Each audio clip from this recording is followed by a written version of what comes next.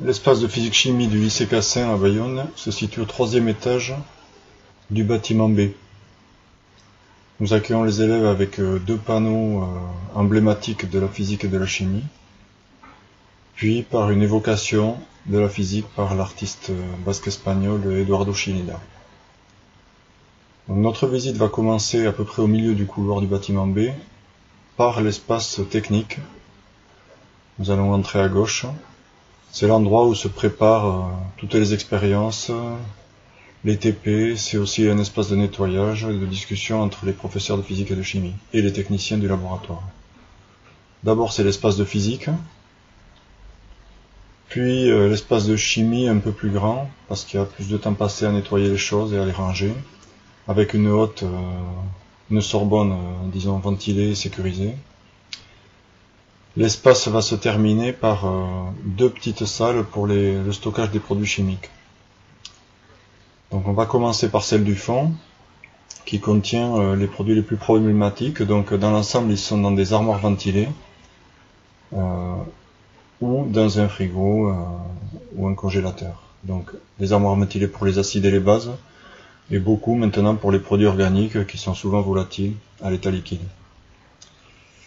La petite salle d'à côté concerne des choses un peu moins problématiques qui sont stockées dans des placards normaux parce que ce sont des solutions aqueuses ou des produits alimentaires sur lesquels on travaille.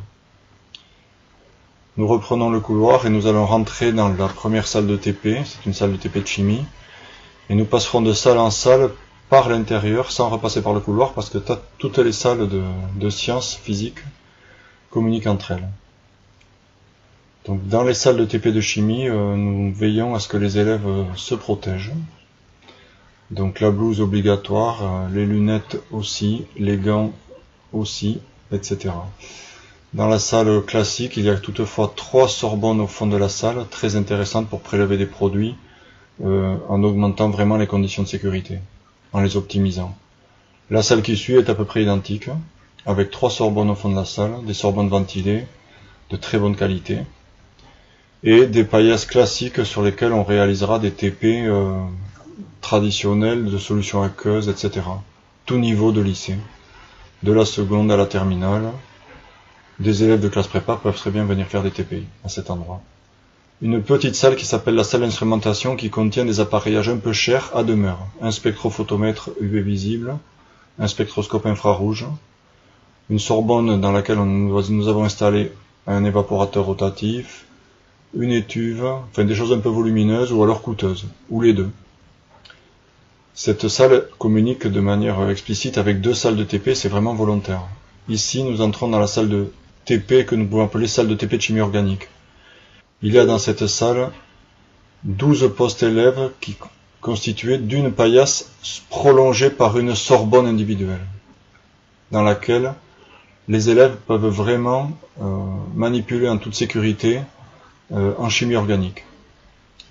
Donc voilà, une salle de haut niveau technologique. Nous allons basculer dans le monde des salles de physique, qui ont un aspect sans doute beaucoup plus épuré. La grosse différence visible, c'est que ces salles sont équipées d'ordinateurs à demeure, parce que les TP de physique sont très souvent l'occasion d'acquisition de données et d'exploitation de ces données avec un système informatique. La deuxième salle ressemble à la première, elles sont assez équivalentes, elles sont destinées aux élèves essentiellement du secondaire, seconde à terminale. Nous avons remarqué que la plupart des salles, toutes les salles sont équipées soit d'un tableau numérique, soit d'un vidéoprojecteur interactif. Là nous entrons dans une troisième salle de TP de physique qui est un peu différente parce que nous remarquons que les paillasses sont en L, elles sont un peu prolongées, elles permettent l'installation de dispositifs expérimentaux plus élaborés, plus complexes. Et c'est dans cette salle de TP que travaillent essentiellement les élèves de classe préparatoire, PCSI et PC en physique. Une quatrième et dernière salle de TP de physique qui est plutôt dédiée à l'optique. On va se tourner, je pense qu'on va voir le placard dans lequel on range les bancs optiques. Et les rideaux qu'on peut baisser là sont faits pour occulter vraiment la lumière de manière assez optimisée. Donc une salle plutôt dédiée au TP d'optique. Bien sûr on peut y faire autre chose, on a toujours des paillasses très bien équipées, notamment en électricité. Nous passons aux salles de cours, donc il y en a 3. La première permet d'accueillir 48 élèves. C'est en principe dans cette salle que les élèves de PCSI et de PC, de classe prépa, ont cours de physique et de chimie. Les deux suivantes, bon, ça n'empêche pas qu'il peut très bien y avoir des cours du niveau secondaire dans cette salle quand elle est libre. Les deux suivantes, par contre, sont plutôt dédiées aux classes du secondaire, seconde, première et terminale. Et on note au fond de cette salle, et ça sera pareil au fond de la suivante, des armoires vitrées contenant, semble-t-il, du très vieux matériel. Il faut se rappeler que le lycée Cassin, si on le prend à la source, est très ancien. L'implantation initiale était au collège Marac, c'était le lycée de garçons. Et donc nous avons du matériel de physique et de chimie très ancien et souvent en état de fonctionner. Donc c'est du patrimoine, c'est assez précieux, et ce qui est intéressant, c'est que ça fonctionne. Voilà, dans la dernière salle, puisque nous atteignons vraiment le bout du couloir, un des bouts du couloir, nous allons faire exceptionnellement le tour, un petit tour sur la vue, puisque nous sommes au 3e étage, et nous allons passer derrière la paillasse professeur. On a remarqué que dans les 3 salles de cours, il y a une Sorbonne, pour présenter éventuellement des expériences en toute sécurité. Il y a aussi dans cette salle 2 armoires vitrées, qui contiennent de nouveau du matériel très ancien mais en état de fonctionner. On peut citer entre autres, nous avons une machine de gramme, il n'y en a pas tellement en France, des bobines de Rumkorff qui fonctionnent, etc. Pas mal de choses très, très jolies et très précieuses. On va revenir par le couloir. Donc là on aperçoit l'hôpital de Bayonne. Dans le couloir nous avons installé des panneaux à visée pédagogique. Bon, on n'aura pas le temps de les consulter, mais le premier concernait les unités. Il y en a sur les ondes gravitationnelles, il y en a sur des dispositifs qui ont valu le prix Nobel à leurs auteurs ou leurs inventeurs, etc. Voilà Bayonne.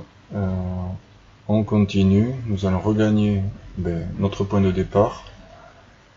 Donc là on passe sur notre droite, si vous avez compris l'orientation, nous passons le long des laboratoires et des salles de TP de cours que nous avons visitées. Voilà.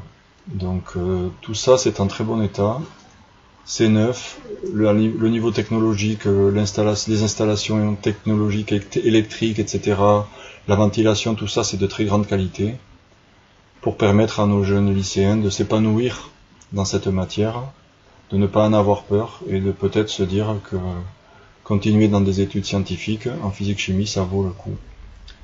Voilà, nous regagnons notre point de départ, on terminera sans doute sur nos panneaux, et bien sûr sur les 2 derniers qui sont assez anciens, mais qui représentent 2 fondations, la lumière et la matière.